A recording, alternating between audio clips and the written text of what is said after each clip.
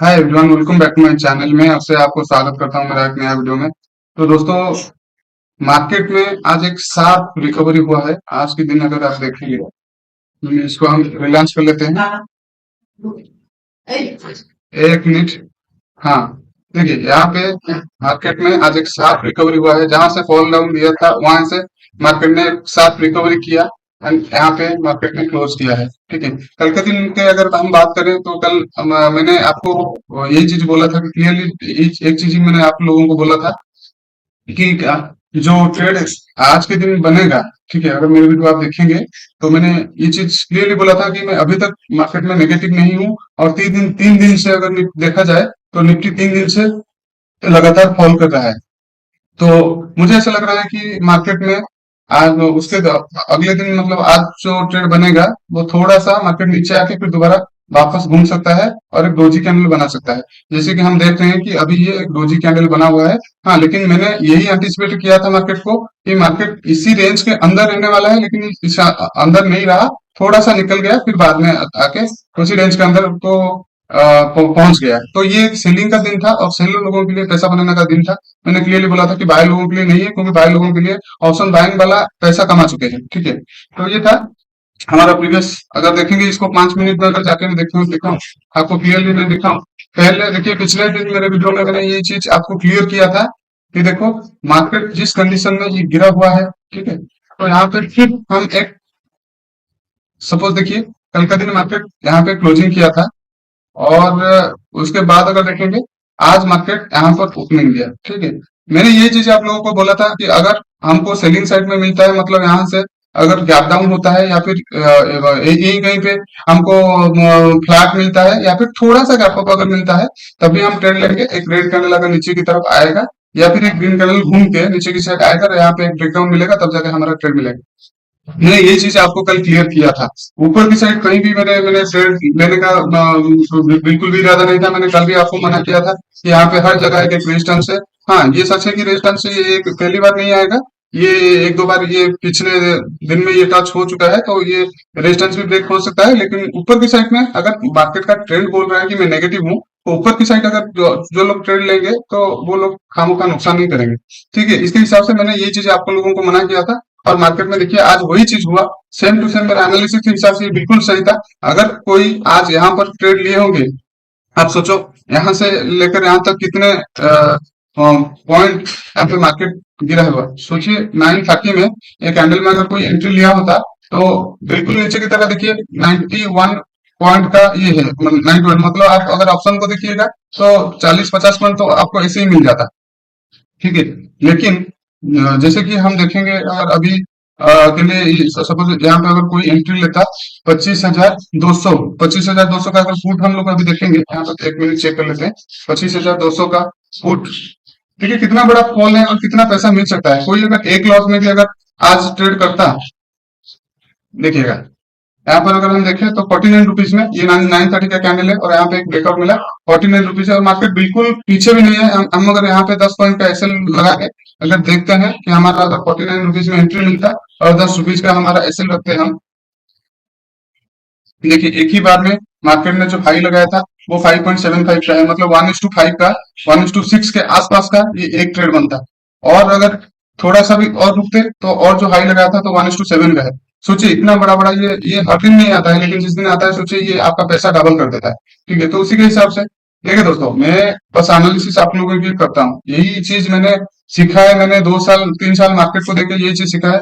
हाँ, भले ही अभी धीरे धीरे करके मैं ट्रेडिंग के लाइन में जा रहा हूँ। कैपिटल का इशू था तो कैपिटल के हिसाब से हम स्लोली स्लोली कर रहे हैं और स्लोली स्लोली प्रॉफिटेबल भी मैं बन चुका हूँ और आपको वही चीज में दिखाऊंगा। लेकिन मेरा एनालिसिस मैं यही करके ही मार्केट में सीखा हूँ और आप लोगों के लिए यही चीज मैं लेके आता हूँ। मेरा वीडियो बनाने का मोटिव बस इतना ही है, आप लोग सीख जाओ, धीरे धीरे करके सीखो। मेरे मुझे फॉलो करते रहो, सही मैंने फॉलो करते रहोगे कैसे एनालिसिस करता हूँ कैसे। मैं आप अगर देखोगे मैं अब तक मेरा 10 वीडियो अपलोड हुआ होगा और 10 में से हाँ जी आपको एक या दो आपको मेरा एनालिसिस में कई बार मार्केट भी गलत मतलब अपना जो एंटीसिपेट हम लोग करते हैं उसके अगेंस्ट भी मार्केट चला जाता है। ये एक दो बार हुआ होगा, लेकिन और जो 8 से 9 बार में ये बिल्कुल सही है। एक दिन भी मैं गलत नहीं हूँ।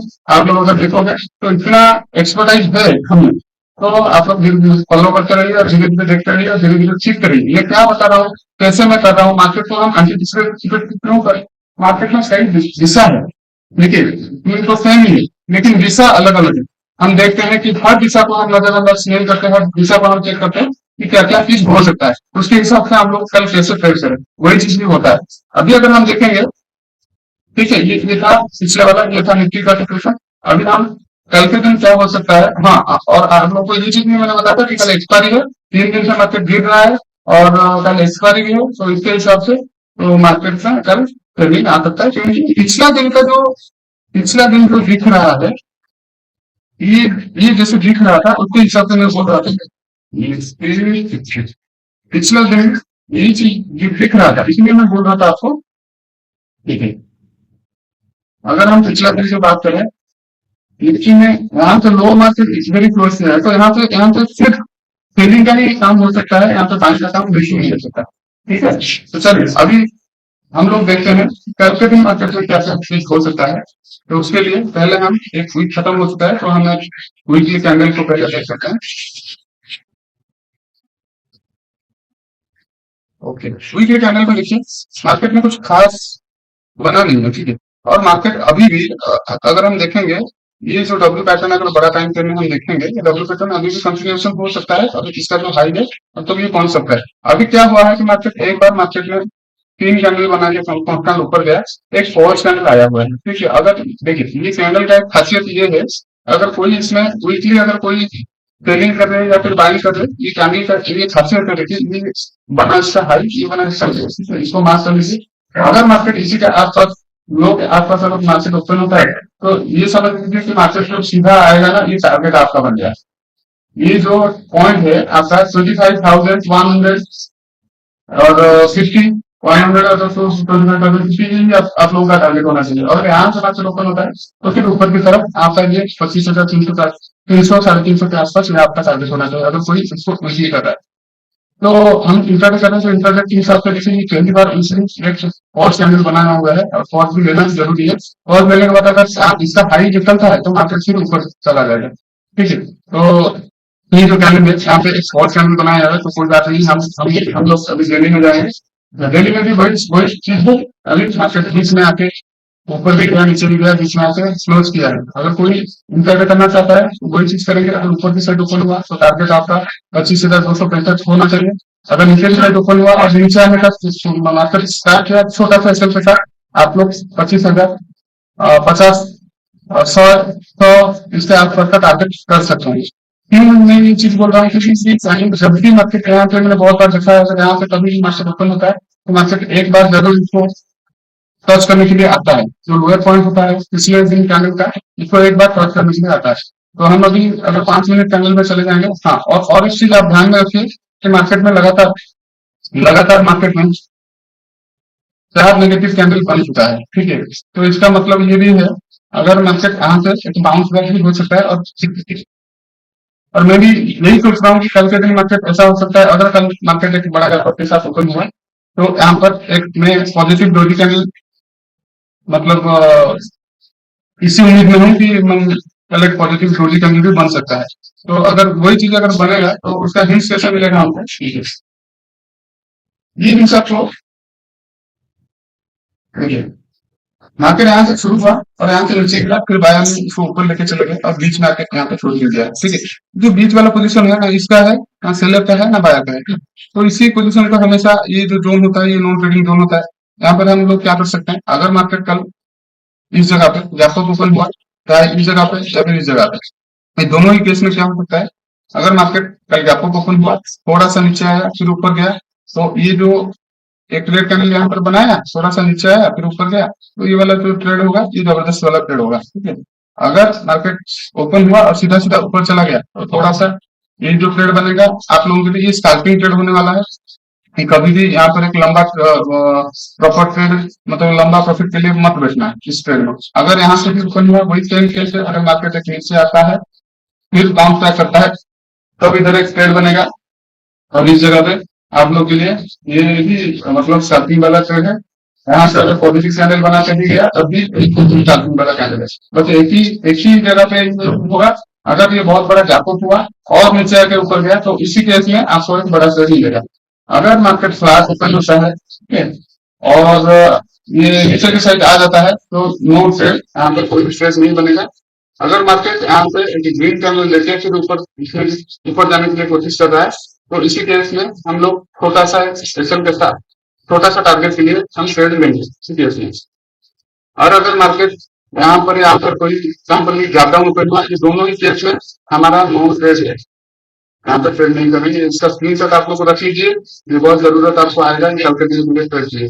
ठीक है, ये था निफ्टी का केस। अब चलते हैं, जैसे कि आप लोगों को पता है मैं रिलायंस में ट्रेड करता हूँ, और मेरे साथ लोग जो दोस्त मेरे साथ रिलायंस में ट्रेड लेते हैं, हाँ, अभी मैं रिलायंस का मैंने ओपन किया। हाँ, और एक चीज, ठीक है, आज का दिन मैंने भी ट्रेड लिया था, अगर मैं आपको दिखाऊं,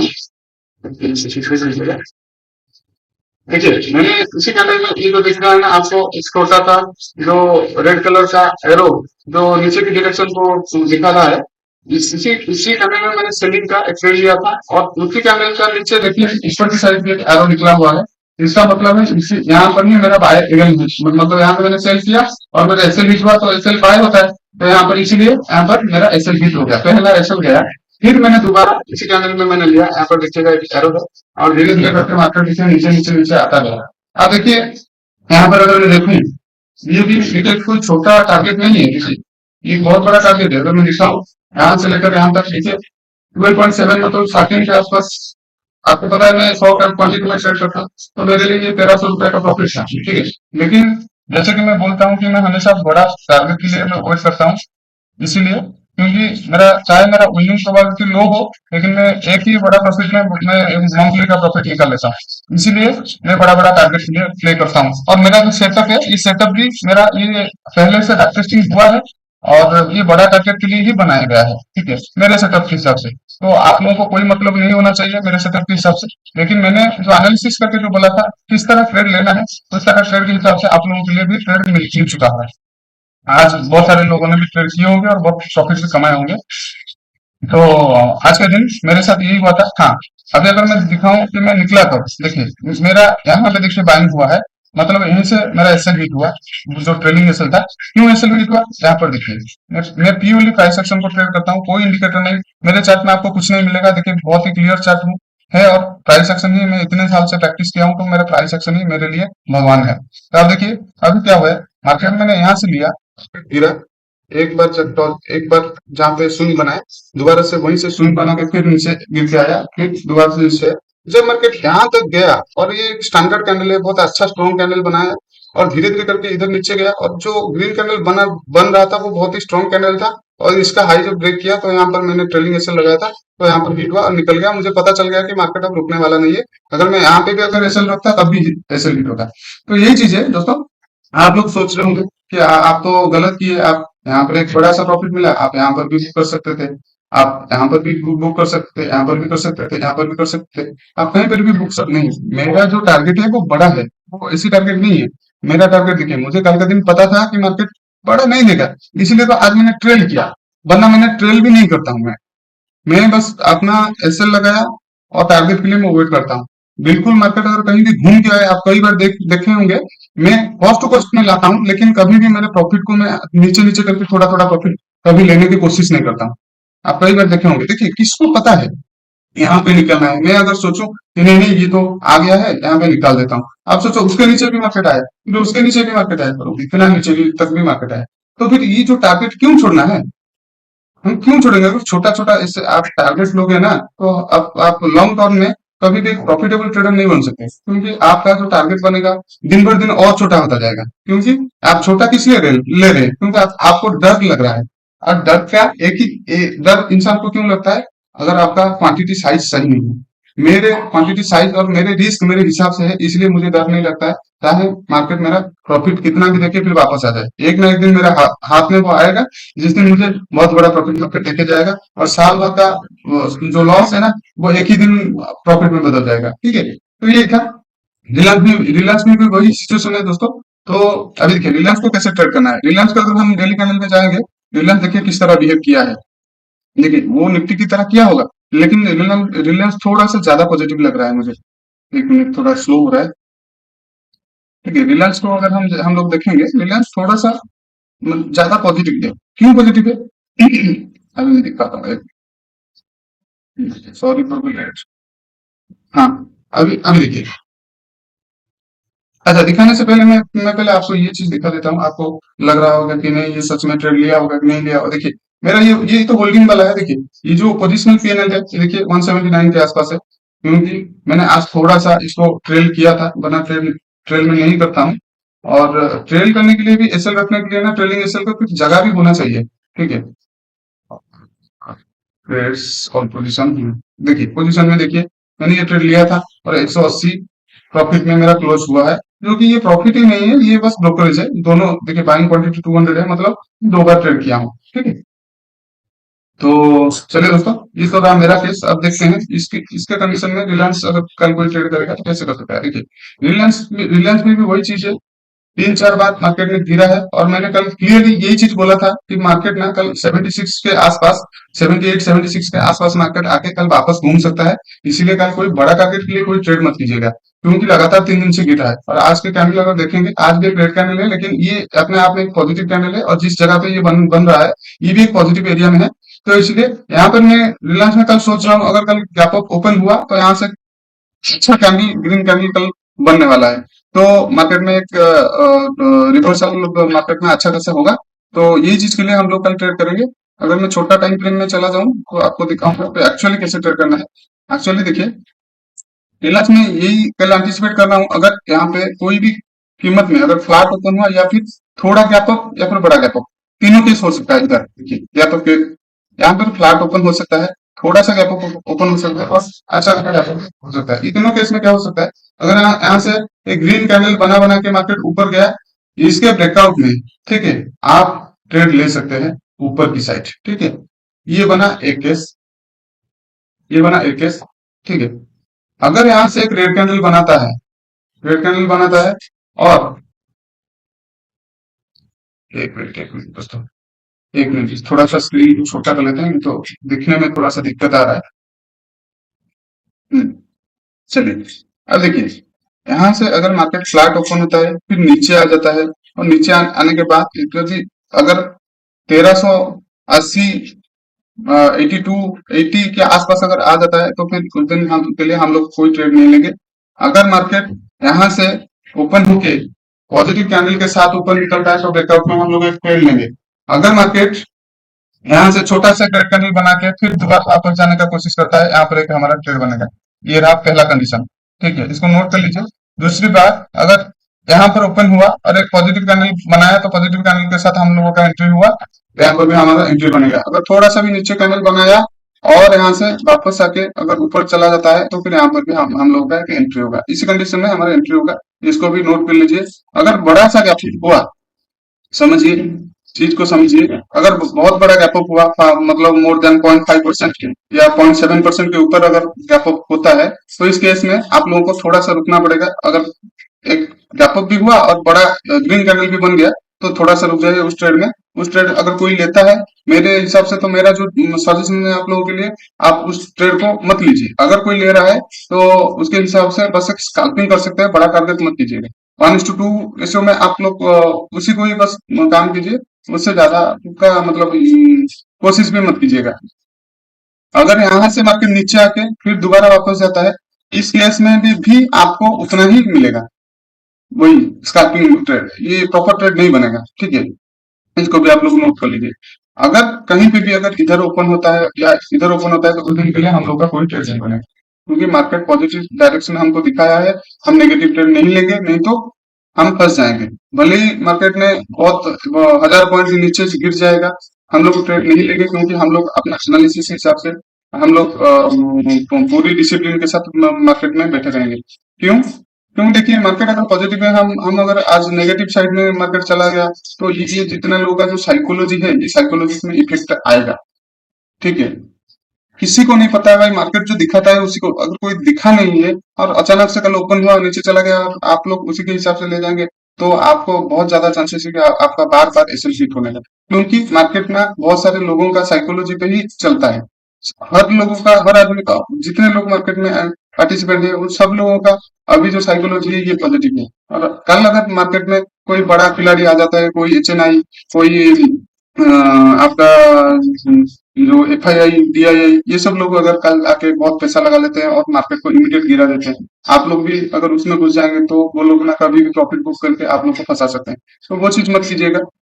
ठीक है, तो मार्केट जो दिखा रहा है उसमें काम कीजिए, जो नहीं दिखा है अब तक उसमें अगर काम करेंगे तो आप लोग फंस जाएंगे। ठीक है, तो ये था मेरा आज का वीडियो। तो देखिए दोस्तों, देखिए मार्केट में ये जो शार्प रिकवरी हुआ है, आप सोच रहे हैं मार्केट में, देखिए कितना पेशेंस चाहिए ट्रेडर बनने के लिए, आप एक बार सोचिए। ट्रेडर बनने के लिए कितना पेशेंस की जरूरत है, किसी को नहीं पता है। आप एंट्री आपको सब बताएंगे, आपको इंडिकेटर बताएगा एंट्री, आपको प्राइस एक्शन की एंट्री बताएगा, कोई आपको कॉल करके भी बता सकता है आप यहाँ पे एंट्री ले लो, कोई आपको एग्जिट नहीं बता सकता है, कब निकलना है घुसना सब बता देंगे, निकलना किसी को नहीं पता। तो इसीलिए लोगों के पास रिस्क रिवॉर्ड होता है, रिस्क मैनेजमेंट के अंदर वो आता है। ये स्किल आपको जरूरत है। आपके सेटअप के हिसाब से, किसी और के सेटअप के हिसाब से आप लोग कभी भी रिस्क रिवॉर्ड को मत रखिए। आप अपना रिस्क रिवॉर्ड अपना सेटअप के हिसाब से, जो आपने पहले बैक टेस्ट किए होंगे उसी के हिसाब से आपका कितना रिस्क रिवॉर्ड आपको प्रॉफिटेबल बना सकता है। देखिए हर किसी का अलग अलग होता है। कोई, मैं किसी दूसरे का सेटअप देख के मैं 1:3 का रिस्क रिवॉर्ड लेके भी मैं प्रॉफिटेबल नहीं बन सकता है। मेरे अगर वो सेटअप मेरा है, अगर वो सेटअप में मैंने बैक टेस्ट किया है, बैक टेस्टिंग में मुझे पता चल गया कि मेरा 1:2 में मुझे प्रॉफिट मिल रहा है कि 1:3 में मिल रहा है या फिर 1:4 में मिल रहा है, उसी के हिसाब से लोग अपना रिस्क रिवॉर्ड रखते हैं। ठीक है, तो आप खुद के रिस्क रिवॉर्ड पे काम कीजिए, कितना आप ले सकते हैं। नहीं तो किस कोई आपको बताएगा नहीं, आप यहाँ से आप निकलोगे या फिर यहाँ से निकलोगे या फिर यहाँ से निकलोगे, किसी को पता नहीं। हम प्राइस एक्शन देखे कि प्राइस एक्शन के हिसाब से यहाँ से रिवर्सल आ रहा है तो मैं इसलिए निकाला, नहीं तो मैं कभी निकालता ही नहीं। मेरा सिस्टम यही है, जब तक मुझे टारगेट या मिले या फिर एक्शन मिले। ठीक है दोस्तों, तो इतना पेशेंस आपको जरूरत है। जब पैसा लगता है तब आपका दिमाग काम करना बंद कर देगा। अगर आप लोग एक्सपर्ट नहीं है तो बार बार अगर ये चीज आप लोगों ने देखे नहीं हो, आपको 1000 रुपया पॉकेट में आया और इमीडिएट कोई ले गया, आप सोचो कितना बुरा लगेगा। वही चीज इसमें भी होता है, पैसा दिख रहा है लेकिन अकाउंट में नहीं आ रहा है, हम लोग उसको प्रॉफिट बुक नहीं कर पा रहे हैं। ठीक है, तो ये अपने हिसाब से होता है। तो इसलिए कभी भी जल्दबाजी मत कीजिएगा, एक ना एक दिन वो चीज आएगा, आप लोग फिर प्रैक्टिस कर लीजिए, धीरे धीरे करके आप प्रॉफिट हो जाएंगे। ठीक है दोस्तों, तो आज के लिए इतना ही, फिर मिलते हैं नेक्स्ट एपिसोड में। Thank you.